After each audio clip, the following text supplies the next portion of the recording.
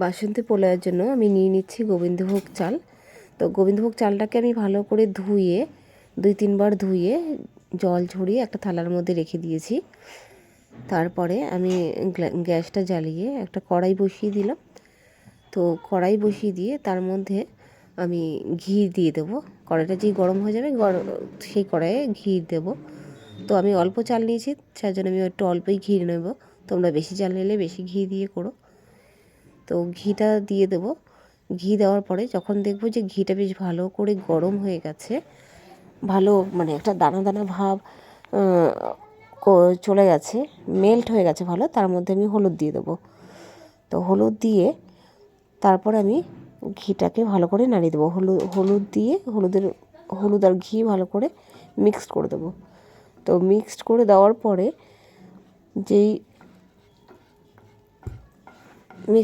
পরে আমি গ্যাসের ফ্লেমটা বন্ধ করে দেবো।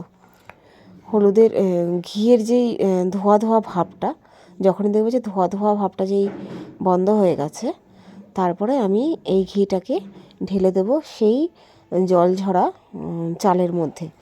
জলঝরা চালে আমি ঘিটাকে ঢেলে দেবো। দেখতে পাচ্ছ আমি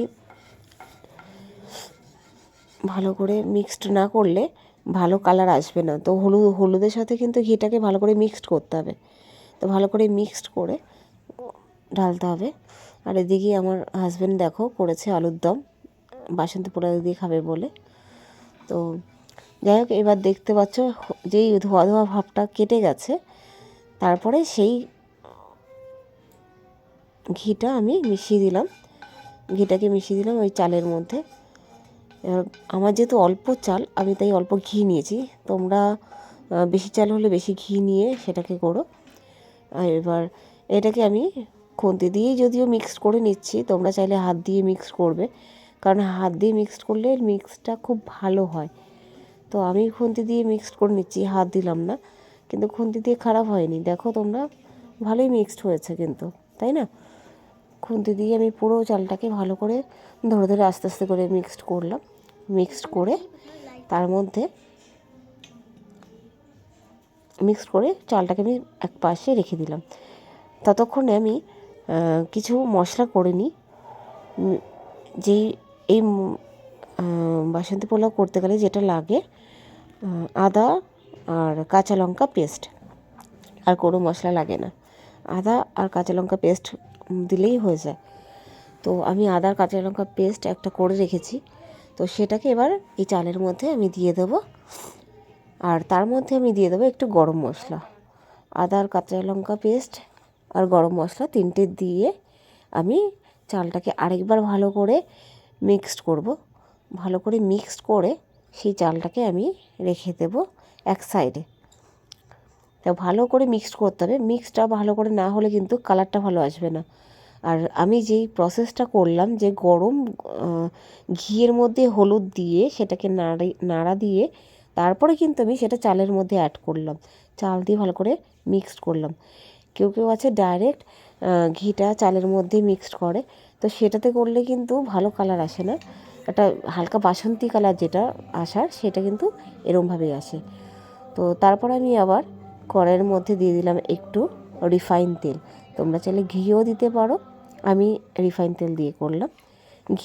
ঘি রয়েছে মাখাই এই কড়াইটার মধ্যে, তো সেই কারণে আমি আরেকটু রিফাইন তেল দিয়ে দিলাম। এবার রিফাইন তেলটা দিয়ে গ্যাসটা অন করে দিলাম। তারপরে আমি যেই তেলটা একটু গরম হয়ে যাবে, তার মধ্যে আমি দিয়ে দেবো 2 বড় বড় তেজপাতা। তো দেখতে পাচ্ছ তেলটা হালকা হালকা গরম হচ্ছে। 2টা তেজপাতা দেবো। আর গোটা গরম মশলাগুলো কিন্তু আমি এখনই ভেজে নেব। তো সেগুলো আগে থেকে রেডি করে রাখতে হবে, তা না হলে একা হাতে সামাল দেওয়া যায় না। যেটা আমার ক্ষেত্রে হয়েছে, আমার খুবই অসুবিধা হয়েছে একা হাতে ভিডিও করা এবং একা হাতে সমস্ত কিছু অ্যারেঞ্জ করা, সব কিছু নেওয়া খুবই মুশকিল হয়ে যায়। আমি জানি আমার মতন হয়তো সবাই সমস্যায় পড়ে। তো যাই হোক, যার জন্য আমার সব কিছুই একটু সমস্যা হচ্ছে, মানে একটু দেরি হচ্ছে। তো 2টো তেজপাতা নিয়ে নিলাম। তেজপাতাটা একটু হালকা করে একটু ভেজে ভেজে নিয়ে তার মধ্যে আমি দিয়ে দিচ্ছি 2টো এলাচ, দুটো এলাচ দেওয়ার পরে দিয়ে দেবো কয়েকটা লবঙ্গ, কয়েকটা লবঙ্গ দেওয়ার পরে এবার একটু নাড়াচাড়া দিয়ে তারপর আমি দেব দুটো দারচিনি।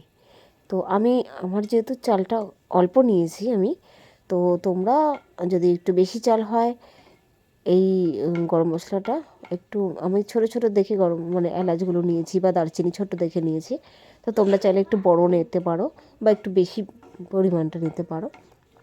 তো গন্ধ একই হবে যদিও, তা হলো নিয়ে একটু ভালো করে একটু নাড়াচাড়া দিয়ে একটু হালকা বেশ গন্ধ ফ্লেভার একটু বেরোবে, সেই সময় দিয়ে দেবো কাজু। তো কাজু আমি খুব একটা বেশি নিইনি, কারণ আমি ঘরে যেটুকুনি ছিল আমি তাই দিয়েই পোলাওটা করেছি। আমার ছেলের বায়নার কারণে আমি দোকানেও যাইনি, কিছু কিনে নিয়ে আসিনি, ঘরে যেটুকুনি ছিল যা ছিল তাই দিয়ে আমি করে নিয়েছি। তো কাজুটা আমি গোটাই নিয়েছি, গোটা কাজুটাকে ভেঙে নিয়েছি, গোটা দিইনি, সেই কাজুটাকে ভেঙে নিয়েছি। তো কাজু আর কিশমিশ কিন্তু আমি ধুয়ে জলে ভিজিয়ে রেখেছিলাম। তো সেই কাজু দিয়ে একটুখানি ভাজা ভাজা করে নিচ্ছি, হালকা ভাজা ভাজা হলে তারপর আমি দিয়ে দেবো এটার মধ্যে কিশমিশ।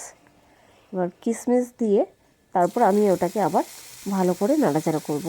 তো কাজু কিশমিশ যখন মশলার সাথে ভাজবো, ভাজা হলে হালকা একটু ভাজা 2 মিনিটের মতন হালকা ভাজা করব, 1-2 মিনিটের মতন ভাজা করে তারপরে আমি এই মশলাটার মধ্যে দিয়ে দেব সেই চালটা, যেই চালটা আমি মশলা দিয়ে আর ঘি দিয়ে ম্যারিনেট করে রেখেছিলাম। তো সেই চালটা এবার আমি এই কড়াইয়ের মধ্যে ঢেলে দেব। দেখলাম ভাজা হয়ে গেছে। এবার এই দেখো চালটা এবার আমি দিয়ে দিলাম, দিয়ে এবার চালটা দিয়ে একটু 2 মিনিটের মতন একটু ভিজে নেব, হালকা না ভাজলে একটু যখন ফ্লেভার আসবে তখন জিনিসটা বেশ ভালো হবে। একটু ভাজা চালটাকে করে 2-3 মিনিটের মতো একটু ভাজা করব, করে নিয়ে তারপর জল দেবো। এখানে কিন্তু একটা ব্যাপার আছে, জলের ব্যাপারটা, জলটা বেশি দিয়ে দিলে কিন্তু সেদ্ধটা বেশি হয়ে যাবে, ভাতটা একটু কাদা কাদা টাইপের হয়ে যাবে। আবার জলটা কম হয়ে গেলে কিন্তু ভাতটা আবার চালটা সেদ্ধ কম হবে, ভাতটা একটু দানা দানা থাকবে। তো সেই কারণে যাতে দানাও না থাকে এবং যাতে বেশি সেদ্ধও না হয়, তার জন্য কিন্তু একটা পরিমাণ নিতে হবে। তো তুমি যতটা চাল নেবে, ধরো তুমি যদি 1 কাপ চাল নাও, তার সাথে তোমাকে 2 কাপ জল দিতে হবে। এবার সেটার আরেকটা ব্যাপার আছে, যেটা পুরনো গোবিন্দভোগ চাল এবং নতুন গোবিন্দভোগ চাল, এই দুটোর ক্ষেত্রে কিন্তু একটু আলাদা। নতুন গোবিন্দভোগ চাল সেটা সাদা সাদা টাইপের দেখতে হয়, আর পুরনো গোবিন্দভোগ চাল একটু লাল লাল ভাব আসে সেই চালে। তো নতুন গোবিন্দভোগ চাল হলে কিন্তু 1 কৌটা চালের মধ্যে 1 কাপ চালে 2 কাপ জল দিতে হয়। আর পুরনো গোবিন্দভোগ চাল হলে 1 কাপ জলে 1 কাপ বাসমতি চালে গোবিন্দভোগ চালে 2.5 কাপ জল দিতে হয়। তো আমি যেহেতু নতুন গোবিন্দভোগ চাল নিয়েছি, তো সেখানে আমি 1 কাপ চাল নিয়েছিলাম, তো আমি সেখানে 2 কাপ জল দিয়েছি। তো তোমরা কিন্তু এই জল দেওয়ার পরে এখনই পরিমাণ মতন লবণ এবং চিনি দুটোই দিয়ে ভালো করে নাড়াচাড়া দিয়ে তারপর ঢেকে দেবে। তো আমার সেই জায়গাটা একটু স্কিপ হয়ে গেছে, আমি ওই জায়গাটা ঠিক আমি তোমাদেরকে দেখাতে পারিনি, লবণ আর চিনি দেওয়াটা। তো যাই হোক, আর তারপরে দম দেওয়ার জন্য ঢাকনা দিয়ে ঢেকে দেবে।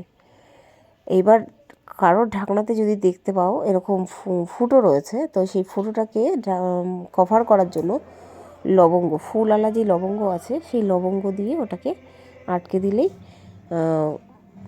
ভেপারটা ভেতরে যে ভেপারটা আছে, ভাবটা, সেটা বেরোবে না, আর ফ্লেভারটাও বেরোবে না, ওটাই ভেতরেই থেকে যাবে। আর দম কিন্তু 10 মিনিট দমে রাখতে হবে, কিন্তু 5 মিনিট পরে একটু নাড়াচাড়া দিয়ে দেখতে হবে, কারণ মশলাগুলো আনাচে কানাচে লেগে থাকবে। তো আর নিচের ভাতটা কিন্তু সেদ্ধটা হয়ে যাবে, ওপরের ভাতটা একটু কম সেদ্ধ হবে, তো সেই কারণেই একটু 5 মিনিট পরে নাড়াচাড়া দিতে হবে। নাড়াচাড়া দিয়ে ওটাকে আবার ঢেকে দিতে হবে, ঢেকে আরও 5 মিনিট রাখতে হবে। তো প্রথমে আমি দেখতে পাচ্ছ নাড়াচাড়া দিয়ে এটাকে এবার ঢেকে রাখবো।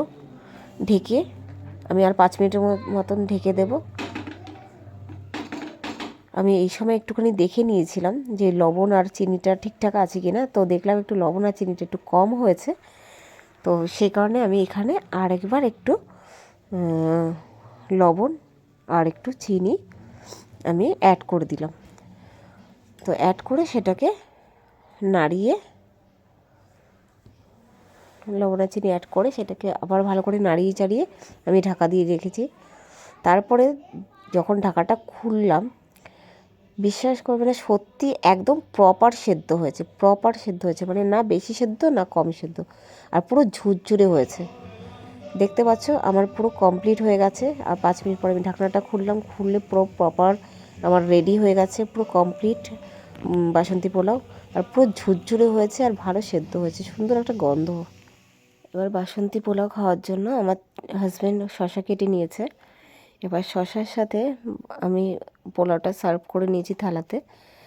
এবার পোলাও, লুচি, শশা এবং আলুর দম তিনটেই টেবিলে চলে এসেছে খাওয়ার জন্য। তো অসংখ্য ধন্যবাদ সব বন্ধুদের পুরো ভিডিওটা দেখার জন্য। থ্যাংক ইউ সবাইকে। সবাই সুস্থ থেকো, ভালো থেকো, এবং এরকম ভিডিও আমি বানাবো। আমার ভিডিও দেখতে থেকো, লাইক কমেন্ট করো প্লিজ। Thank you. তোমাদের একটা লাইক আর কমেন্ট আমাদের অনেক উৎসাহ করে নতুন নতুন ভিডিও আনার জন্য। তো প্লিজ তোমরা লাইক কমেন্ট এবং শেয়ার করে আমাদের একটু এনকারেজ করো, যাতে আমরা নতুন ভিডিও আরও আনতে পারি। থ্যাংক ইউ, অনেক ধন্যবাদ তোমাদেরকে।